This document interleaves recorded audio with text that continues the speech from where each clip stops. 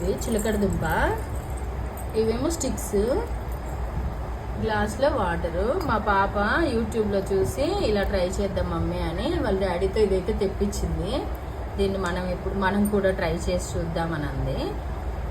అందుకని ట్రై చేస్తున్నాము. చిలకడ దుంపకి ఇలా పుల్లలు స్టిక్స్ ఇలా గుచ్చుకోవాలి. ఇలా 4 స్టిక్స్ పెట్టుకోవాలి. ఎందుకంటే వాటర్లో సగం వరకే మునిగేసి ఉందనుకోండి, అప్పుడు కదా అసలు మనకు మొలకొచ్చేది అని అనుకుంటున్నాం. మరి మేము ఇలా ఉంది కదా, ఇలా పెట్టేసుకొని దీన్ని వాటర్ ఇలా తీసుకున్నాం కదా, గ్లాస్లో తీసేసుకొని చూస్తున్నాం నిపేక్ష.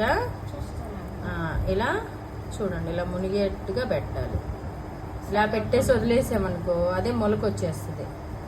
వచ్చిద్దా రాదా అనేది అసలు చూద్దాం. ఇదే అనుకుంటా ప్రాసెస్. అయితే మాకు చూపించిన వీడియోని కూడా, మేము చూసిన వీడియోని కూడా పెడతాను. చాలా బాగా వచ్చింది, అసలు భలే ఉంది.